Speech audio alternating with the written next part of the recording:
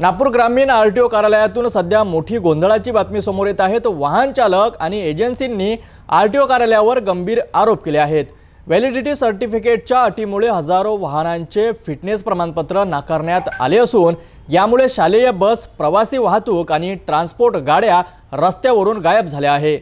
नागपूर ग्रामीणमधील वाहन चालक आणि एजन्सीच्या आरटीओ कार्यालयाच्या कार्यपद्धतीवर तीव्र नाराजी व्यक्त केली आहे। आम्ही हडताळ केलेली नाही, आमचं कामकाज कायद्याच्या चौकटीतच आहे असं म्हणत त्यांनी आरटीओ कार्यालयावरच ठपका ठेवला आहे। प्रादेशिक परिवहन विभागाने नव्याने काढलेल्या सर्क्युलरनुसार फिटनेस सर्टिफिकेटसाठी व्हीएलटीडीची वैधता सक्तीची केली आहे। मात्र वाहन चालकांच्या म्हणण्यानुसार या यंत्रणेची पूर्ण अंमलबजावणी शासनाने अद्याप केलेली नाही। यामुळे जवळपास हजारो गाड्या नागपूर ग्रामीण आरटीओमध्ये उभ्या आहेत आणि त्यांना फिटनेस प्रमाणपत्र मिळत नाहीये। वाहन चालकांनी प्रश्न उपस्थित केला आहे की व्हीएलटीडीचा सर्व्हिलन्स सेंटर पोलीस किंवा आरटीओ ऑफिसमध्ये असावा अशी अट आहे, परंतु ती यंत्रणाच अस्तित्वात नाही। मग वाहनधारकांनी काय करावं? विशेष म्हणजे नागपूरच्या शहर आणि पूर्व आरटीओ कार्यालयात फिटनेस प्रमाणपत्र दिले जात असताना केवळ ग्रामीण कार्यालयातच ही अडवणूक केली जात आहे। सोलापूर, सांगली, पुणे यांसारख्या इतर ठिकाणी हे सर्टिफिकेट्स मंजूर होत असताना नागपूर ग्रामीण मध्येच अडथळे का, असा सवालही विचारला जात आहे। हमने जो हमारी गाड़ियां है जिनका फिटनेस प्रादेशिक परिवहन कार्यालय में ने नहीं दिया, यह गाड़ियां रास्ते पे नहीं चल सकती है, इसलिए इन गाड़ियों को हमने प्रादेशिक परिवहन ऑफिस में लाके खड़ा कर दिया। सेंट्रल गवर्नमेंट और महाराष्ट्र गवर्नमेंट का कायदा होता है, मोटर व्हीकल एक्ट के हिसाब से फिटनेस और बाकी चीजें होती है, लेकिन अभी माननीय टीसी ट्रांसपोर्ट कमिश्नर साहब इन्होंने एक सर्कुलर निकाला है कि वीएलटीडी सर्टिफिकेट की वैधता, फिटनेस की वैधता तक होनी चाहिए, उसके बाद ही फिटनेस दिया जाए, जो कि टेक्निकली असंभव है। ये उनके पूरे अधिकारियों को भी समझ में आ रहा है। और सबसे बड़ी चीज, कायदे से बड़ा अधिकारी नहीं हो सकता।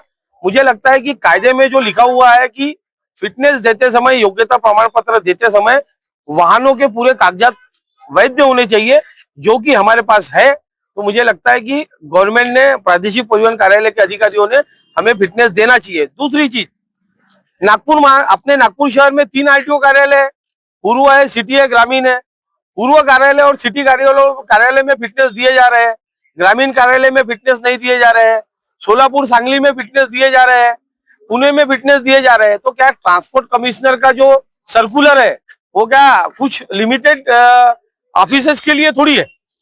इसके अलावा जो वीएलटीडी सर्टिफिकेट जो लगाने के लिए गवर्नमेंट मजबूर कर रही है, उसका सिस्टम ये है कि वीएलटीडी सर्टिफिकेट का सर्विलेंस सेंटर ये आरटीओ और पुलिस डिपार्टमेंट के पास में रहना चाहिए।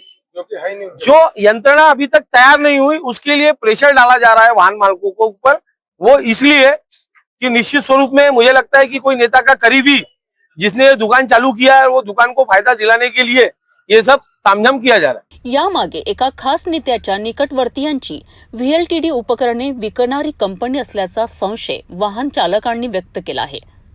फिटनेस सर्टिफिकेट शिवाय आम्ही गाड्या रस्त्यावर चालवू शकत नाही, त्यामुळे आमच्या गाड्या आम्ही आरटीओ कार्यालयासमोरच उभ्या केल्या आहेत।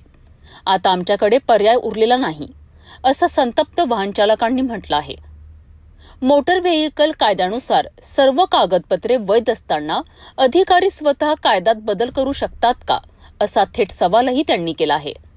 जर लवकरच ही समस्या सुटली नाही तर शेकडो एजन्सीज आणि वाहन चालक आरटीओ कार्यालयासमोर गाड्या जमा करून तीव्र आंदोलन छेडण्याचा इशारा दिला आहे।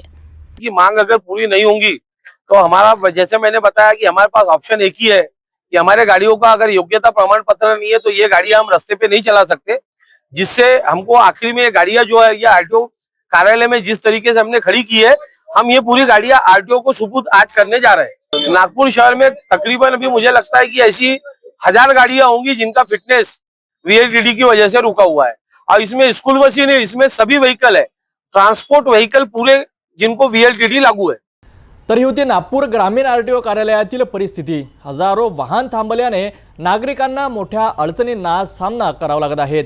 आता यावर प्रशासन काय भूमिका घेते आणि वाहन चालकांच्या समस्या कधी सुटतात हे पाहणं महत्त्वाचं ठरणार।